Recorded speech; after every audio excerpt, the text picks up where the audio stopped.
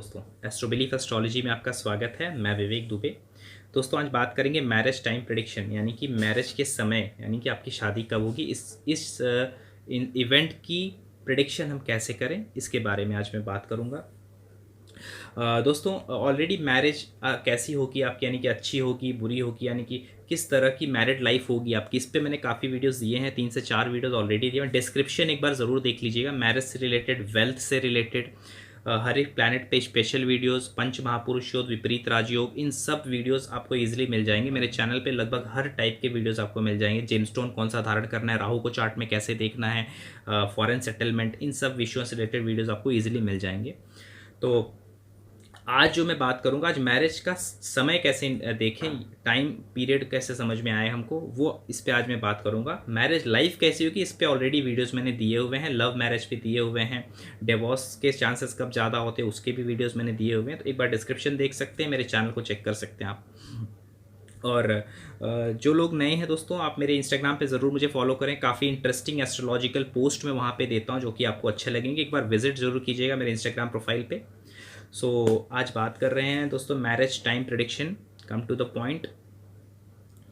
इसमें दोस्तों आप देख सकते हो, मैंने एक यहाँ पे ब्लैंक चार्ट लिया हुआ है, जिसमें लग्न मैं कहूँगा कि यहाँ पे जो लग्न है वो तुला लग्न है।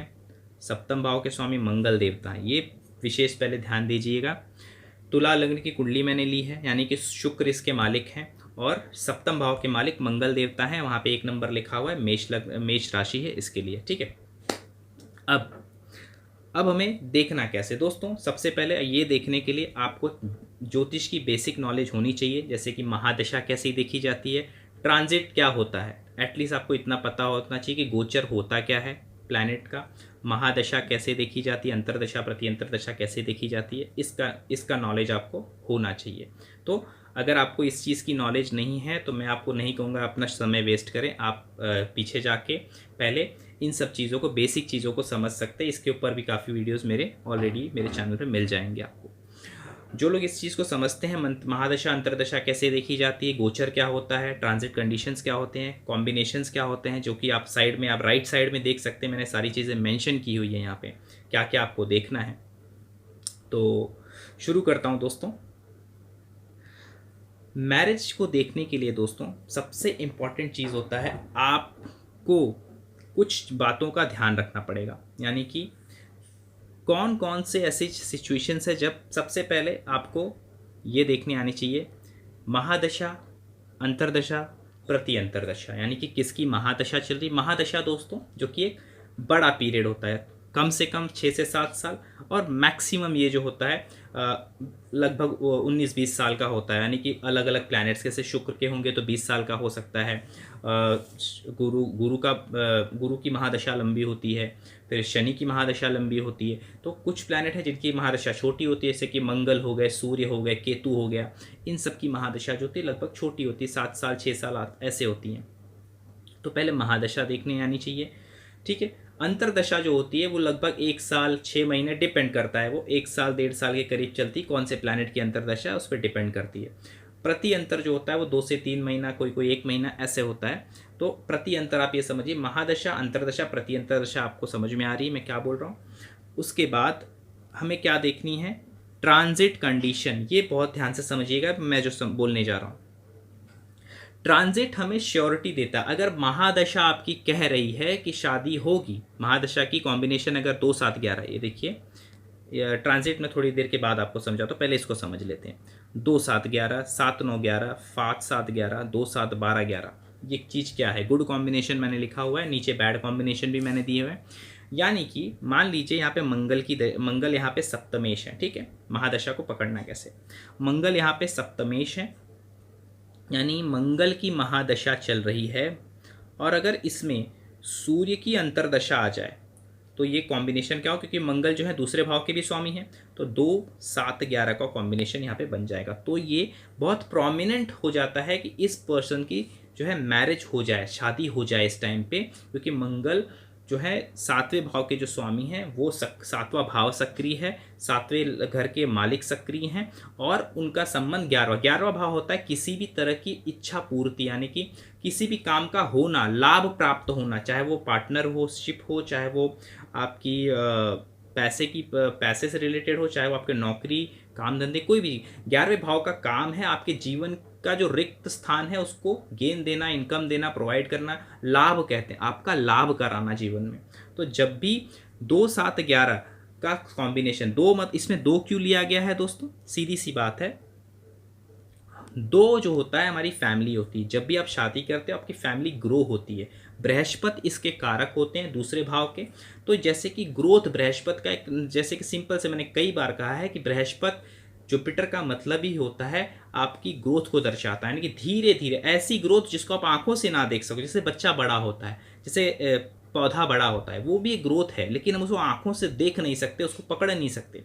एक ऐसी ग्रोथ जो धीमे धीमे होती है और बहुत ही सुंदर तरीके से जो ग्रोथ होती है। तो दूसरा भाव जो है इसलिए लिया जाता है क्योंकि आपकी फैमिली ग्रो होती है उसमें, ठीक है, इसलिए सेकेंड हाउस का महत्व है। 7वें भाव का महत्व है क्योंकि 7वां भाव पार्टनरशिप का होता है, लाइफ पार्टनर का होता है, बिजनेस का होता है, डेली वेजेस का होता है, और सोसाइटी फंक्शन, जो आपके सोसाइटी है, आपके जो आस पड़ोस लोग हैं, आपको वो परमिशन देते एक तरह से, उनके मौजूदगी में आप उनके परमिशन से शादी करते हो, यानी कि सामाजिक, मैं कहूँगा बोलते हैं ना कि social approval I can say. तो सोशल अप्रूवल जो होता है वो 7th हाउस दिलाता है। तो 7th हाउस इसलिए इंपॉर्टेंट होता है। 11वां भाव ऑब्वियसली मैंने समझा दिया, इच्छा पूर्ति। 2 7 11 यानी कि फैमिली और पार्टनर और 11, ये जो 2 7 11 जुड़ते हैं तो शादी की बहुत ही मजबूत संभावना उस वक्त बनती है। उसके बाद और जो कॉम्बिनेशन है 7 9 11 में भी ये होता है। क्यों?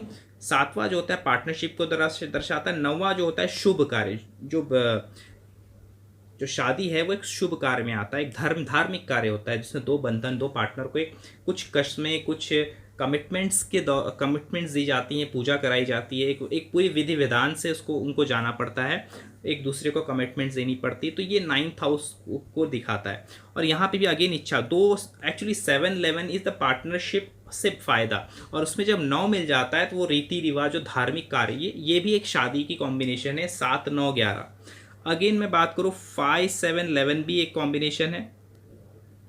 5 7 यानी कि पंचमेश 5 7 11 कैसे आएगा? जैसे कि मान लीजिए मंगल की महादशा चल रही है और उसमें शनि का अंतर चल रहा हो और सूर्य का प्रति अंतर चल रहा हो। अच्छे से लिख देता हूँ, एक्चुअली इसमें थोड़ा सा मेरी हैंड राइटिंग काफ़ी गंदी है तो यहाँ पे मैं कहूँगा मार्स की महादशा, मंगल की महादशा, और मान लीजिए इसमें सूर्य की अंतरदशा चल रही है और शनि की प्रति अंतर चल रही है। तो ये कॉम्बिनेशन भी आ सकता है कि 5 7, जो लोग लव मैरिज करना चाहते हैं उनके लिए बेस्ट कॉम्बिनेशन होती है ऐसा बंदा। और कुंडली में लव मैरिज के क्या योग होते हैं इस पर मैंने ऑलरेडी वीडियो दिया हुआ है दोस्तों, अगर मैं इसमें वो बताने जाऊँगा तो ये टॉपिक रह जाएगा, क्योंकि ये टॉपिक को समझने के लिए थोड़ा सा काफ़ी हमको डिटेलिंग में भी जाना पड़ेगा। फिलहाल इसको ये समझ लीजिए 5 7 11 एक कॉम्बिनेशन है जिसमें जो लव मैरिज को काफ़ी सपोर्ट करने वाला कॉम्बिनेशन है। 5 7 11 अगर आपके चार्ट में आ रहा है यानी कि लव मैरिज आपकी हो सकती है। पहले प्लानिटरी कॉम्बिनेशंस आप देखिएगा, महादशा कॉम्बिनेशंस बाद में देखिए, प्लानिटरी कॉम्बिनेशन भी देखिए। ये मैंने जो बताया, ये जो पीरियड चलेगा और पर्सन अगर लव मैरिज करना चाहता है तो ऐसे उसके लिए ये जो टाइम पीरियड होगी उसमें वो बहुत सूटेबल, बहुत ईजिली उसकी ये मैरिज हो सकती है, लव मैरिज। और अगर मैं बात करूँ जो लास्ट है 2 7 12 11, ये सीधी दर्शाता है दोस्तों। इसमें देखिए 2 7 11 ही है ये, बस इसमें 12 एक्स्ट्रा आ गया है। तो 12 क्या होता है दोस्तों? खर्च होता है बेसिकली। और ये दूसरा होता है 12वां भाव सैया सुख भी दर्शाता है। तो ये भी कॉम्बिनेशन अच्छी कही जाती है और इसमें भी इंसान की शादी ईजिली होती है अगर आपके महादशा अंतरदशा में ये कॉम्बिनेशन आ रहा है, महादशा अंतरदशा प्रति अंतरदशा में, तो इसमें भी शादी आराम से हो जाती है। मेन इसमें 7 11 का होना ज़रूरी है, बहुत इंपॉर्टेंट है। 7 11 इज़ वेरी इंपॉर्टेंट शादी के लिए, ठीक है, ये आपको समझना है। बैड कॉम्बिनेशन ऑब्वियसली आप समझ सकते हो, 7 8 आ जाए, 7 12 आ जाए, 8 12 आ जाए, 6 12 आ जाए। तो ये जो कॉम्बिनेशन है ये शादी को, अगर आपकी शादी नहीं हुई है तब तो ये नहीं होने देता है जल्दी, और अगर शादी हुई है तो भी ये दिक्कत देता है। अगर ये कॉम्बिनेशन शादी के बाद भी आ जाए तो इंसान की मैरिड लाइफ को परेशान करता है। दशा अंतरदशा में। अब ये आपको देखना है महादशा में कॉम्बिनेशन क्या देखने, मैंने आपको समझा दिया। ये कॉम्बिनेशन आपको महादशा अंतरदशा में देखने कि आ रहे हैं कि नहीं आ रहे हैं, ठीक है। अगर आ रहे हैं तब शादी होगी, अगर नहीं आ रहे हैं तो शादी में कुछ दिक्कतें होंगी, बहुत दिक्कतों के बाद होगी।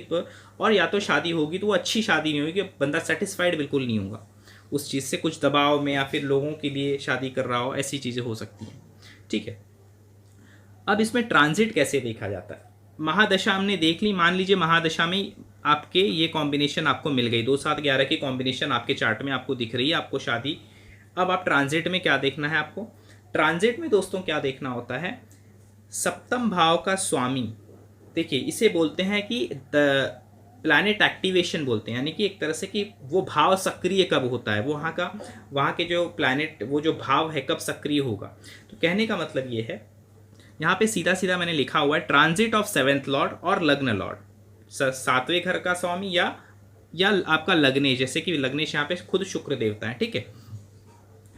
जब भी 7वें घर का स्वामी लग्न से, यानी यहाँ से, मान लीजिए यहाँ पे मंगल की बात कर रहा हूँ, मान लीजिए मंगल अगर यहाँ से ट्रांजिट कर रहे हैं गोचर में, करंट सिचुएशन में अगर मंगल यहाँ से ट्रांजिट करें, मंगल यहाँ 11वें घर से ट्रांजिट करें, मंगल तीसरे यहाँ, क्यों, यहाँ से ये त्रिकोण पड़ेगा, अगर आप देखोगे तो ये त्रिकोण भाव हो जाएंगे।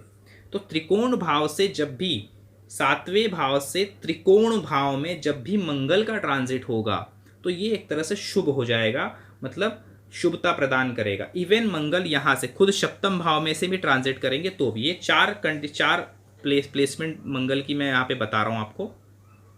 ट्रांजिट में सप्तम भाव का स्वामी अगर 11वें भाव से, लग्न से, तीसरे भाव से या फिर 7वें भाव से अगर ट्रांजिट करे तो ये श्योरिटी देता है कि ये जो पर्टिकुलर टाइम है शादी हो सकती है, ठीक है। पर्टिकुलर टाइम है कि यहाँ पे शादी प्रोमिनेंट है, शादी हो सकती है इवेंट, क्योंकि 7वां भाव सक्रिय होता है अपने से त्रिकोण में जब जाता है और अपने या फिर लग्न यहाँ पे लग्न में आता है या फिर अपने 7th हाउस में आता है, ठीक है। दूसरा मैंने क्या लिखा हुआ है, 7th लॉर्ड के बाद लग्न लॉर्ड लिखा है, या तो फिर लग्न लॉर्ड यानी कि वीनस की बात हो रही है, वीनस या तो यहाँ पे हो, यहाँ पे हो, या तो यहाँ पे हो, या फिर 5th हाउस में भी हो। तो इन सब जगहों पे अगर वीनस है, 5th 9th 11th second house, इन सब जगहों पे अगर वीनस है तो ये काफ़ी पुष्टि करते हैं विवाह के लिए कि विवाह होगा, विवाह के लिए पॉजिटिव, यानी कि पॉजिटिव सिग्नल है ये। कहने का मतलब ट्रांजिट हम क्यों देखते हैं, यानी कि एग्जाम्पल के तौर पर महादशा है कि आपको जाना है, आपको दिल्ली पहुंचना है मुंबई से, ट्रांजिट ये है कि मतलब आराम से पहुंच जाएंगे या दिक्कत आएगी, ये कंफर्म है कि नहीं, टिकट कंफर्म है या गाड़ी बीच में ख़राब होगी, ट्रांजिट वो चीज़ है, आप ये समझ लीजिए। ट्रांजिट खाली आपको ये समझाता है। तो ट्रांजिट ये है, दिखाता है, ये पॉजिटिव सिग्नल दिखा रहा है वीनस का। और ये दो चीज़, 7वें घर के स्वामी की ट्रांजिट, लग्नेश की ट्रांजिट आपने देख ली। उसके बाद आपको ये 2 प्लैनेट बहुत सारी कुंडली लग्न कुंडली में हो सकता है आपके 7th लॉर्ड, जैसे कि मेष लग्न की कुंडली अगर आपकी है तो उसमें वीनस ही शायद आपके मालिक हों, और हो सकता है अगर मिथुन लग्न की कुंडली हो तो आपके जुपिटर ही मालिक होंगे 7th भाव के। लेकिन अगर ये मालिक नहीं भी हैं तो भी आपको हमेशा जुपिटर और वीनस को एक बार ज़रूर देखना है कि चार्ट में उनकी कंडीशन कैसी है, यानी कि जिस बंदे की चार्ट है उसमें बृहस्पति की कंडीशन कैसी है। और खास करके अगर लड़की की कुंडली है तो बृहस्पति की कंडीशन को ज़रूर देखें, और लड़के की कुंडली है तो वीनस की कंडीशन को ज़रूर देखें। लड़के के लिए शुक्र बहुत इंपॉर्टेंट है, लड़की के लिए बृहस्पति बहुत इंपॉर्टेंट है। ये दोनों की कंडीशन आप देख लीजिए कि कैसी है, यानी कि बृहस्पति खराब तो नहीं है, 1 डिग्री का तो नहीं है, 0 डिग्री का तो नहीं, 8-12 में तो नहीं गया है, राहु केतु के तो साथ नहीं है। मतलब कहने का मतलब एफ्लिक्टेड नहीं होना चाहिए, चाहे जुपिटर हो चाहे वीनस हो। दोनों की सिचुएशन जितनी अच्छी होगी आपकी शादी उतनी आसानी से और उतनी शुभतापूर्ण होगी, याद रखिएगा, और शादी उतनी सेटिस्फाइंग होगी आपके लिए, ये भी समझ लीजिएगा। ट्रांजिट में भी अगर बृहस्पति 7th भाव से या सप्तमेश के ऊपर से गोचर करें, यानी कि जैसे मान लीजिए जुपिटर आपका यहाँ पे ट्रांजिट कर रहा है, या सप्तमेश पर से मान लीजिए आपके कुंडली में मंगल यहाँ बैठा हुआ है, एग्जाम्पल के दे रहा हूँ मैं, और जुपिटर ट्रांजिट यहाँ से कर रहा है, तो भी ये एक अच्छा योग बनाता है। ये भी एक गुड, जो बृहस्पति की तरफ से अच्छा सिग्नल होता है शादी के लिए। हालांकि देखिए ये तुला लग्न है दोस्तों, तुला लग्न में बृहस्पति 6वें और तीसरे के मालिक होते हैं, तुला लग्न के लिए इतने शुभ नहीं होंगे, बट स्टिल बाकी किसी भी लग्न को देखना ज़रूरी है। क्यों? क्योंकि कारक होते हैं दूसरे घर के स्वामी कारक बृहस्पति होते हैं, 5वें के कारक होते हैं, 9वें के कारक होते हैं, सप्तम के कारक होते हैं, 11वें के कारक होते हैं। तो बृहस्पति का बहुत इंपॉर्टेंट होता है हमारे चार्ट में। तो बृहस्पति के ट्रांजिट को एक बार ज़रूर देखिएगा और वीनस के ट्रांजिट को भी देखिएगा। वीनस के ट्रांजिट को भी देखिएगा और जुपिटर के ट्रांजिट को भी एक नज़र ज़रूर देखिएगा। और उससे ज़्यादा इंपॉर्टेंट जो मैंने समझाया, जुपिटर और वीनस की कंडीशन एक्चुअल नेटल चार्ट में क्या है वो भी ज़रूर देखिएगा। ठीक है, तो ये हो गया, ये देखने आपने देख लिया। अब मैंने आपको बता दिया महादशा देखनी है, ट्रांजिट में क्या देखना है, एक्टिवेशन क्या होती है, यानी कि सप्तमेश के ऊपर से लग्नेश गोचर करे या लग्नेश सप्तमेश के ऊपर से गोचर करे, या सप्तमेश अपने से त्रिकोण या अपने भाव में, जैसे मैंने कहा मंगल के बारे में आपको बताया, तो गोचर के सब पॉजिटिव सिग्नल्स होते हैं। ठीक है, अब और क्या क्या स्थिति होती है हमें देखने की। अब यहाँ नीचे देखिए, महादशा, अंतरदशा, 7th लॉर्ड, प्लैनेट्स, क्या क्या देखना। महादशा अगर सातवें घर के स्वामी यानी 7th लॉर्ड जो है उसकी, या तो मान लीजिए किसी के कुंडली में, यहाँ पे एग्जाम्पल के तौर पे आपकी कुंडली में हो सकता है बुध बैठे हों यहाँ पे, तो बुध की महादशा भी आपको शादी करा सकती है, क्योंकि बुध जो है वो 7वें घर में बैठे हैं, 7वां भाव सक्रिय होता है। ठीक है, तो यहाँ पे सीधी सी बात लिखी, महादशा देखनी है, 7वें घर का स्वामी उसकी अगर चले, या 7वें घर के अंदर जो बैठा है प्लैनेट, 7वें घर का स्वामी ना हो कोई और, जैसे यहाँ पे मैंने एग्जांपल दिया बुध ही बैठे हों, उसकी महादशा चले तो भी ये विवाह करा सकता है। Planet having conjunction below 12 degree with in, हाँ इसका कहने का मतलब मेरा ये है, जो भी प्लैनेट सप्तमेश, यानी जैसे इस कुंडली की मैं बात करूँ, मंगल यहाँ पे सप्तमेश हुए, सप्तमेश के साथ कोई भी ऐसा प्लैनेट है जो 12 डिग्री के करीब, 12 डिग्री से कम उसका, जैसे मान लीजिए यहाँ पे मंगल बैठे हुए हैं, साथ में इसमें वीनस शुक्र देवता भी साथ में बैठे हो, यहाँ पे 4थे भाव में दोनों बैठे हुए हैं, और दोनों के बीच में जो डिग्री का फर्क है वो 10 डिग्री के करीब है, तो शुक्र के महादशा में भी आपकी शादी हो सकती है, क्योंकि वो मंगल के साथ बैठे हुए हैं। ठीक है, ये आपको मैं समझाना चाहता हूँ। तो और dasha of planet aspecting 7th house, ये लास्ट जो मैंने समझा रहा हूं आपको, ये dasha of planet aspects to your 7th house. मान लीजिए यहाँ पे सूर्य बैठे हुए हैं और आपके वो सप्तम भाव को देख रहे हैं, तो सूर्य की महादशा भी आपका विवाह करा सकती है। Planet expecting your 7th house, अगर उसकी महादशा चले तो उसकी महादशा में भी आपकी शादी हो सकती है। तो ये कुछ रूल्स याद रखिएगा। फिर से अब मैं टिक नहीं करूंगा, खाली आपको समझाते जा रहा हूँ। सप्तम भाव का जो स्वामी है उसकी महादशा चले, वो तो मैंने बताया ही है ऑलरेडी। सप्तम भाव में बैठा कोई ग्रह है, अगर उसकी महादशा चले तो भी उसमें शादी के सहयोग बनते हैं। सप्तम भाव को कोई ग्रह दृष्टि दे रहा है, खास करके 7वीं दृष्टि अगर दे रहा है, तो उसकी महादशा में भी शादी होनी अनिवार्य है, यानी कि वो भी शादी करा सकता है, उसकी महादशा में शादी के चांसेस हैं।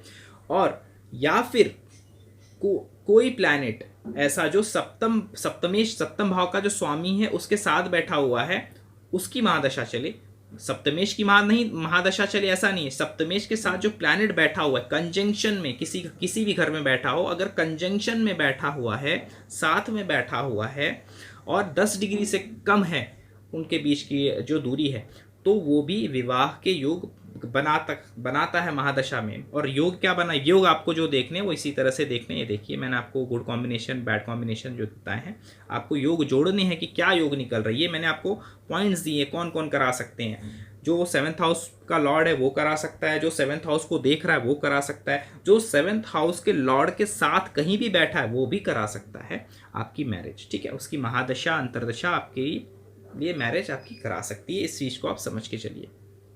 तो ये ओवरऑल है कि कैसे आपको देखना है इसका, और इससे ज़्यादा डिटेल व्यू मैं कोशिश करूँगा आपको फिर कभी लाइव चार्ट पे मैं इसको कैसे चेक करना है आपको हो सकता है मैं नेक्स्ट वीडियो में बताऊँ, क्योंकि मैरिज टाइम प्रेडिक्शन करते हो एक चीज़ बहुत ध्यान रखना है। वैसे तो कोई भी प्रेडिक्शन करते हो कि आपको ये ध्यान रखना चाहिए, जो कि देश काल पात्र, ज्योतिष का सबसे पहला बहुत ही महत्वपूर्ण सूत्र जो होता है वो होता है देश काल पात्र, यानी कि आप किस देश में बैठे हो, काल यानी कि किस काल में बैठे से 2020 काल हुआ, पात्र यानी कि किसके बारे में किसकी बात कर रहे हो आप, पर्सन कौन है, लड़का है लड़की है, मिडिल क्लास वर्ग से है या बहुत ऊंचे वर्ग से है, बहुत धनवान है या फिर एक बहुत ही छोटी कम बोलते ना एक मिडिल क्लास वाला है। ये सारी चीज़ें आपको ध्यान देनी होती है। क्योंकि क्या होता है दोस्तों कि देश देश यानी कि मुझे पता है ऐसे भारत में शादी का टूटना बहुत बुरा माना जाता है, हम ये जानते हैं। अगर मैं भारत में हूँ, जो कि इंग्लैंड में, आप इंग्लैंड हो गया या फिर बाहर देशों में ऐसा होता है कि चार चार शादी, पांच शादी भी वहाँ पे कॉमन है। बट यहाँ पे हमारे देश में शादी जो होता है बहुत ही पवित्र रिश्ता माना जाता है, और उसको हम सोचते हैं कि बहुत ही अच्छे तरीके से निभाया जाए। तो ये हमारे देश का एक चलन है। तो ये देश हो गया। काल यानी कि 2020 में हम बैठे हैं। तो 2020 में ऐसी प्रोडिक्शन, आप कोई 13 या 14 साल की लड़की का चार्ट देख के अगर कोई बोले कि इसकी शादी का योग बन रहा है, क्योंकि जैसे 2 7 12 7 9 11 मैंने गुड कॉम्बिनेशन जो लिखा हुआ है, कुछ कॉम्बिनेशंस हैं जो आपके जीवन काल में कई बार आते हैं। इसका मतलब ये नहीं कि हर बार इंसान शादी ही करता है। और उस काल में यानी कि आज से 20 साल पहले ऐसा होता था कि लोग शादी करते थे, विवाह होता था, छोटे छोटे बच्चों का फूक कर दे, जो कि आज के डेट में इलीगल है, अपराध है पूरी तरह से। और ये अपराध, क्योंकि अपराध की श्रेणी में आता है, इसलिए अपराध होना भी चाहिए इसे। तो ऐसे आज हम 2020 में, अब ऐसी चीज़ें नहीं होती। तो कहाँ पे प्रेडिक्शन करना है, किसका करना है? जो कि जहाँ पे 18 साल से 35 साल की आयु के जो लोग हैं उनके बीच में ये प्रोडिक्शन की जाती है बेसिकली। क्योंकि मुझे भारत देश में देश कालपात के हिसाब से मुझे पता है कि यहाँ पे 18 साल से लेके लगभग 35 साल की आयु के बीच में ज़्यादा से ज़्यादा लोग मैरिज के बारे में सोचते हैं, मैरिज करते हैं। तो ये आइडिया है। तो देश कालपात का ज़रूर ध्यान दें। आशा करता हूँ वीडियो आपको अच्छा लगा। वीडियो को लाइक ज़रूर कीजिएगा और चैनल को मेरे सब्सक्राइब कीजिएगा। नमस्कार।